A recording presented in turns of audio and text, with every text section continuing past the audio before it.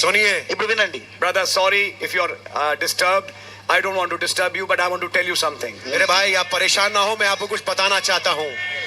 దయచేసి సోదరులారా నన్ను క్షమించండి, ఒకవేళ నేను మిమ్మల్ని ఏదైనా కొద్దిగా గాయపరిస్తే లేదా డిస్టర్బ్ చేస్తున్నట్టయితే, కానీ నేను మిమ్మల్ని డిస్టర్బ్ చేయాలనే ఉద్దేశం కాదు. నేను చెప్పేది వినండి. You say I understood serpent seed. आप ये कहते हैं कि मैं सर्पवंश समझ गया. నువ్వు ఇప్పుడు సర్పసంతానం నాకు అర్థమైందని చెప్తాను నువ్వు. But you got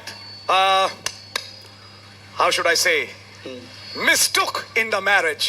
लेकिन शादी में आपने इस बात को गलत कर दिया. నువ్వు వివాహ విషయానికి వచ్చినప్పుడు నువ్వేం చేస్తున్నావు అంటే ఈ విషయాన్ని నువ్వు తప్పు చేస్తాను. నువ్వు సర్పసంతానం అర్థమైంది అంటున్నావు, ఈ విషయానికి వచ్చినప్పుడు వివాహ విషయానికి వచ్చినప్పుడు నువ్వు తప్పు చేస్తావు. You sister said I understood serpent seed. आप बहन ने कहा कि मैं सर्पवंश समझ गई. సహోదరి నువ్వేమంటున్నావు? నాకు సర్పసంతానం అర్థమైంది అంటున్నావు. But you made mistake in the marriage. लेकिन शादी में आप गलती कर बैठी. కానీ నువ్వు నీ వివాహానికి వచ్చినప్పుడు నీ యొక్క వివాహ విషయంలో నువ్వు తప్పు చేస్తావు. I'll say something. मैं कुछ कहना चाहूँगा. నేను ఒక విషయం చెప్తా మీకు. You never understood serpent seed. मैं कहूँगा कि आप सर्पवंश को कभी समझे ही नहीं. నీకు అసలు సర్పసంతానం ఎన్నడూ అర్థమే కాలే నీకు అసలు. Because somebody who understands serpent seed will understand marriage, will understand divorce. That's right, brother. Amen, amen. That's right. मैं इस बात को कहना चाहूँगा, वो जो वास्तविकता में सर्पवंश को समझा, वो ही शादी को भी समझा है, वो ही तलाक को भी समझा है. ఎవరైతే సర్పసంతానము అర్థమవుతుందో ఆ అర్థమైన వ్యక్తికి వివాహము అర్థమవుతుంది మరియు విడాకులు అర్థమవుతుంది. సర్పసంతానం అర్థమైన వాళ్ళకు. Why are there so many problems in marriages? शादियों में इतनी ज्यादा समस्याएं क्यों हैं? ఎందుకు ఈ రోజు ఈ యొక్క వివాహాలలో చాలా సమస్యలు ఉంటున్నాయి? Why are there so many mistakes? इतनी ज्यादा गलतियां क्यों हैं? ఎందుకు అనేకమైన తప్పిదాలు ఉంటున్నాయి? పట్ల You thought. आपने सोचा. నువ్వు ఇలాగ అనుకున్నావు. I understand serpent seed. मैं सर्पवंश समझता నాకు हूँ. సర్పసంతానం అర్థమైపోయింది నాకు. No, brother. नहीं मेरे भाई, నీకు అర్థం కాలేదు సోదరుడా. You really didn't understand it. वास्तविकता में आप सर्पवंश समझे नहीं. వాస్తవంగా నీకు అర్థం కాలేదు. When you have a real revelation of that, जब आपके पास इसका वास्तविक मुकाशवा मिलता నీ है, దగ్గర నిజమైన ప్రత్యక్షత దాన్ని పొందుకుంటే the marriages are restored. तो शादियां बहाल हो जाती हैं. వివాహము మరలా తిరిగి పునరుద్ధరించబడుతుంది. Serpent seed was not preached as a condemnation message to the bride, but as a restoration message to the bride. Sarpanch seat. Yes. Sarpanch वाला संदेश दुल्हन के लिए एक दोष लगाने के लिए संदेश प्रचार किया नहीं गया, लेकिन एक बहाल करने के लिए संदेश प्रचार किया गया. ఈ సర్పసంతానం అనేది వధువుకి ఎలా బోధించబడుతున్నదంటే వధువు పైన దోషారోపణ చేయడానికి కాదు, కానీ వధువు తిరిగి పునరుద్ధరించబడడానికి ఈ సర్పసంతానం అనేది బోధించబడుతుంది. This is deep. ये गहरी बात है. ఇది చాలా లోతైన విషయం. But let me explain it to you for a minute. लेकिन मैं एक मिनट आपको समझाना ఒక్క चाहूंगा. నిమిషం నేను దీన్ని వివరించనివ్వండి.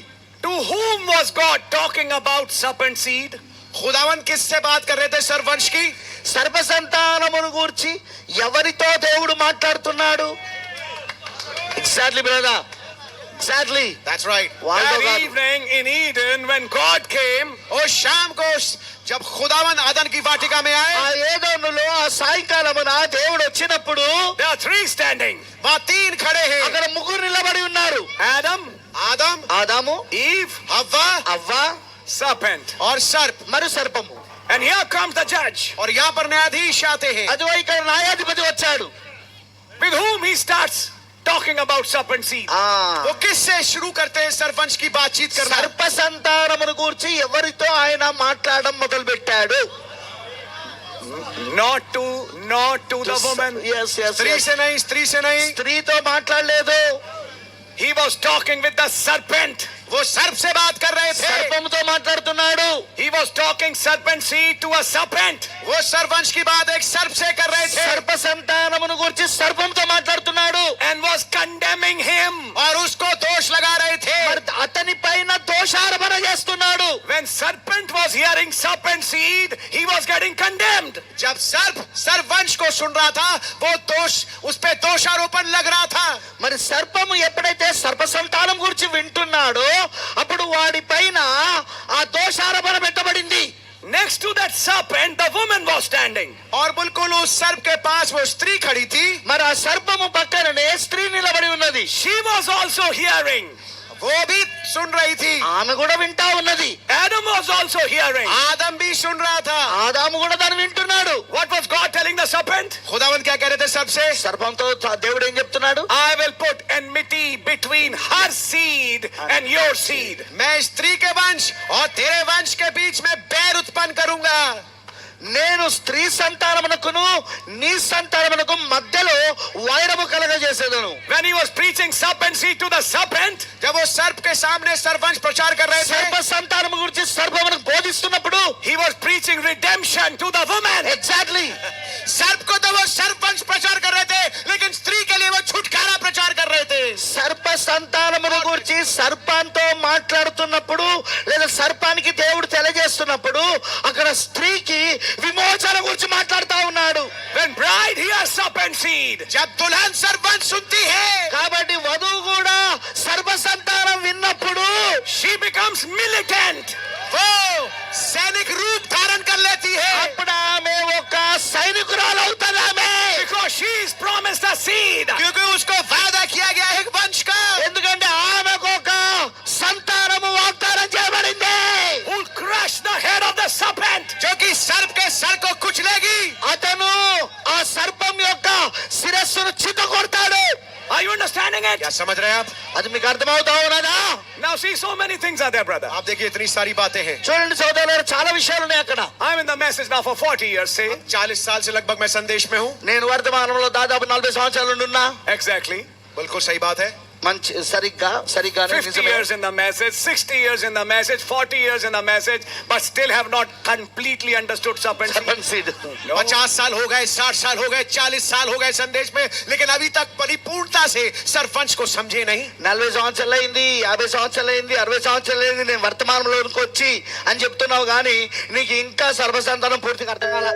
Because when serpent seed was spoke by God, क्योंकि जब सरपंच खुदा के मार्फत बोला गया, ఎందుకంటే దేవుడు సర్వసంతానము పలికినప్పుడు లేదా దేవుని చేత అది చెప్పబడినప్పుడు God was promised the woman a seed. खुदा ने स्त्री को वादा किया था एक वंश का. ఆ సమయంలో దేవుడు స్త్రీకి ఒక సంతానమును వాగ్దానం చేస్తా ఉన్నాడు. And what was the next line? और अगली लाइन क्या थी? తర్వాత వరుస ఏంటి? I'll put enmity.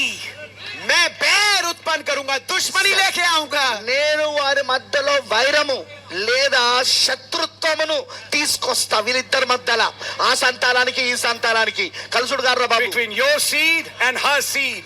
तेरे वंश और स्त्री के वंश के बीच में.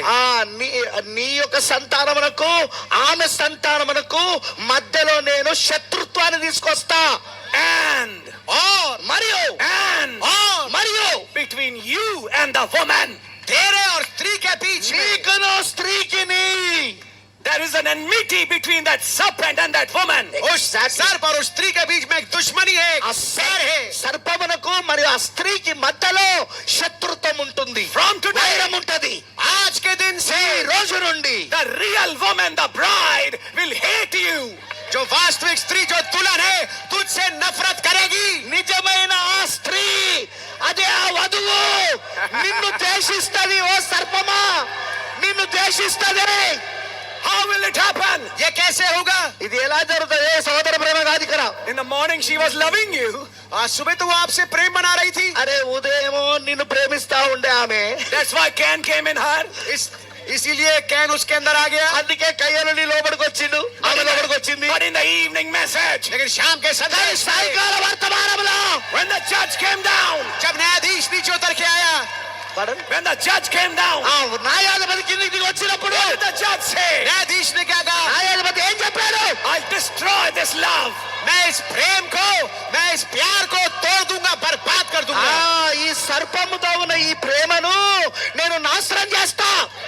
And I will create an enmity. और मैं एक नफरत दुश्मनी पैदा कर दूंगा. మరి నేను మీ మధ్యలో ఒక శత్రుత్వాన్ని సృజిస్తా, ఒక శత్రుత్వాన్ని తయారు చేస్తా. How will I create this enmity? मैं कैसे इस नफरत को पैदा करूंगा? ఈ వైరాన్ని లేక ఈ శత్రుత్వాన్ని నేను ఏ విధంగా సృజిస్తా? By opening this book. इस किताब Amen. खोलने के द्वारा. Amen. ఈ పుస్తకాన్ని తెరచుట ద్వారా, When ఈ గ్రంథాన్ని తెరచుట ద్వారా when she'll hear these mysteries, जब वो इन भेदों को सुनेगी, ఆమె ఈ మర్మములు విన్నప్పుడు I, God, will create an enmity between her and you. मैं जो कि खुदा हूँ इस किताब को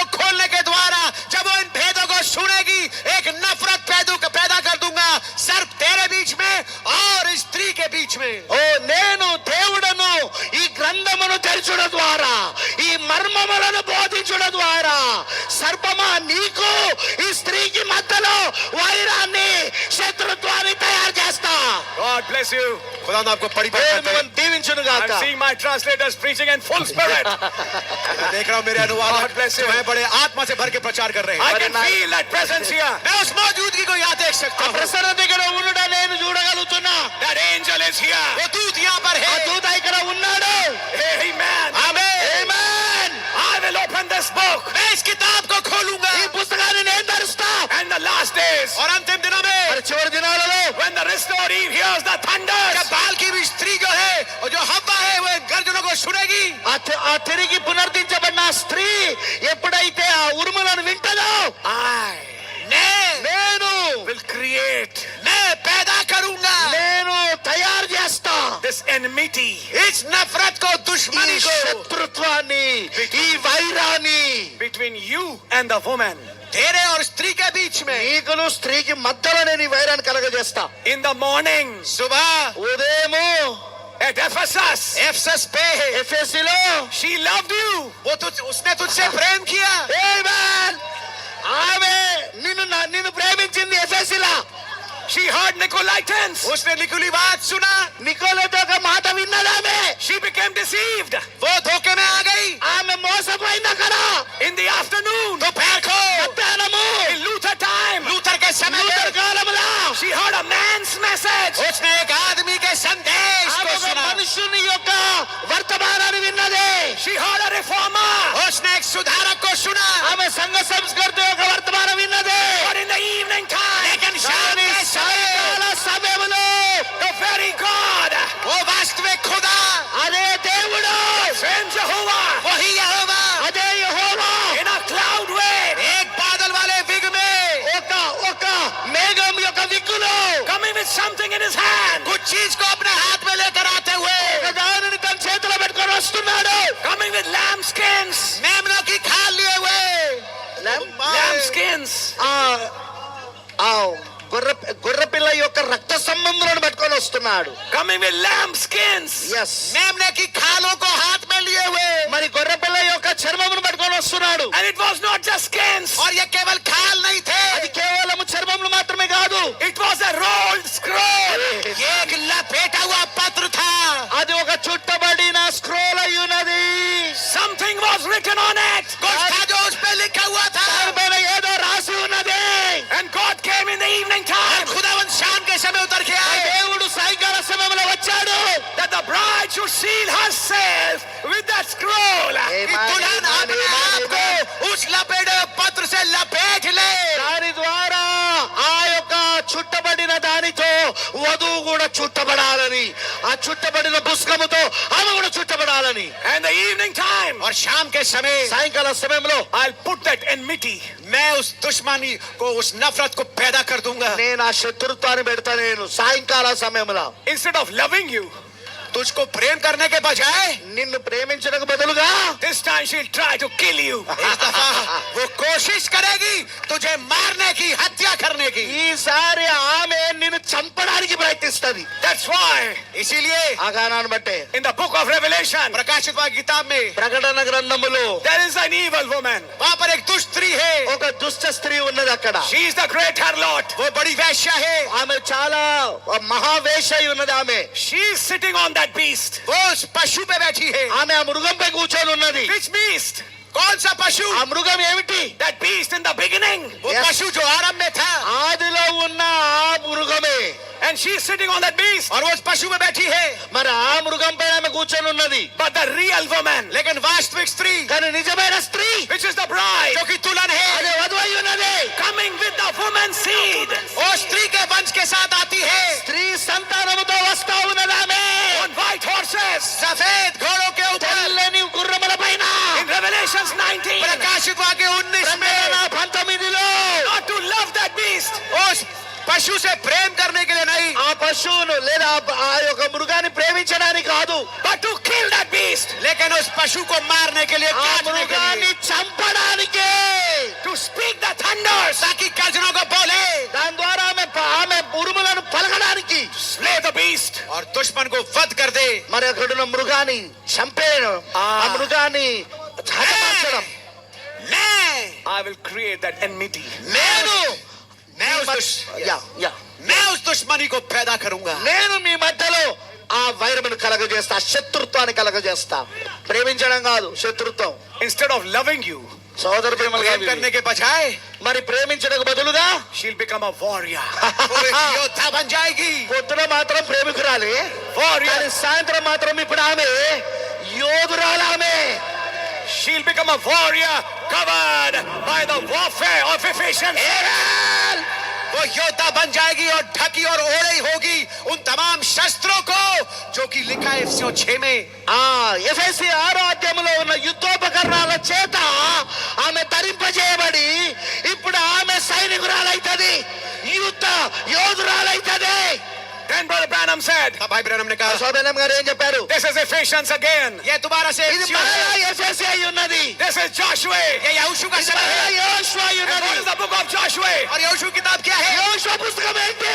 Fight, लड़ाइयाँ, యుద్ధం చేయి, battles, युद्ध, యుద్ధాలు, warfare, युद्ध, killing those giants. उन दानवों को मारना। ఆ ఉన్నత దేయం కలిగిన వాళ్ళని చంపేయడం. Who are those giants? वो दानव का तावर कौन है? ఆ ఉన్నత దేయం కలిగిన వాళ్ళు ఎవరు? The seed of that serpent. उस सर्प का वंश। వాళ్ళు సర్పం యొక్క సంతానం వాళ్ళు. Oh brother, ओ मेरे ఓ भाई, సోదరుడా, that's the age you and I are living in today. ये है वो युग yes. जिसमें आप और मैं आज रह रहे ఈ हैं। రోజు నువ్వు నేను ఆ కాలంలోనే జీవిస్తానం. Can you understand it? क्या आप इस बात को समझ पा रहे అది हैं? మీకు అర్థమవుతున్నదా ఈ విషయాలు? Not lazy, soft compromisers. हाँ, सुस्त, मुलायम, कोमल, समझौता करने वाले नहीं। బద్దకస్తులైనా లేకపోతే సున్నితమైన మనస్తత్వం కలిగిన రాజీ పడే వాళ్ళు కాదు ఇక్కడ. But warfare, warriors. लेकिन योद्धा, యుద్ధ భూమిలో యోధులుగా ఉన్నవారు. Amen. Amen.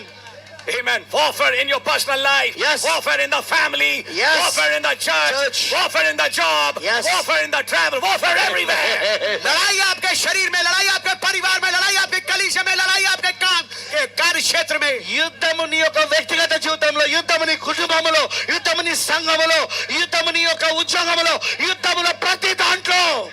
Are you understanding it? क्या समझ रहे हैं आप? అది మీకు అర్థమవుతా ఉన్నదా?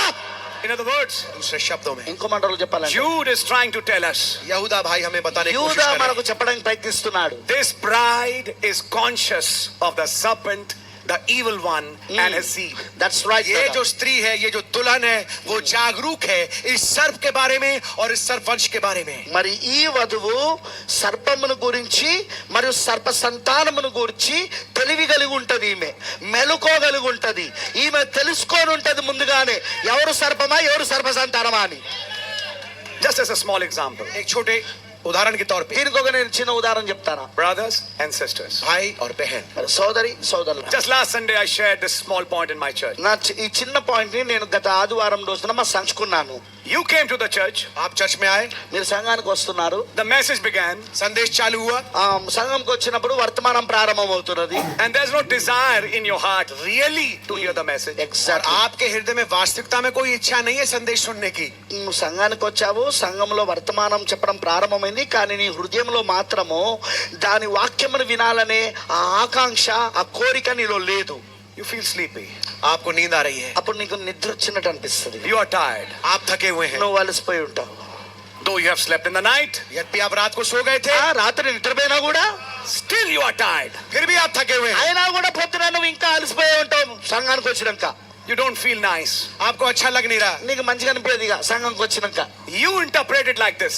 आपने इस प्रकार से इसको अनुवाद किया। దీన్ని ఇప్పుడు నువ్వు ఈ విధంగా అర్థం చెప్తావు. ఈ విధమైన అర్థం You don't know. आप नहीं जानते, నీకు తెలియదు. Demons have surrounded you. दुष्ट आत्माओं ने आपको घेर रखा है। దయ్యములు నీ చుట్టూ చుట్టుబడి ఉన్నవి, అవి చుట్టుకొని ఉన్నాయి. నీకు తెలియదు ఆ విషయం, దయ్యాలు చుట్టున్నాయని. Trying to stop you from receiving the word. और क्या कर रहे हैं? कोशिश आपको रोकने की, आप पे बाधा डालने की, कि आप संदेश को सुन पाए और समझ पाए। వర్తమానమును వినడానికి, వర్తమానమును అర్థం చేసుకోవడానికి అవి ఆ దయ్యాలన్నీ ఏం చేస్తున్నాయంటే అవి నేను విననీయకుండా ఆపడానికి ప్రయత్నిస్తా ఉన్నాయి అవి. But at the same time, लेकिन उसी के साथ साथ అదే సమయంలో angels are also there. वहां पर दूत भी हैं, ప్రభు ఒక దూతలు కూడా అక్కడ ఉన్నారు.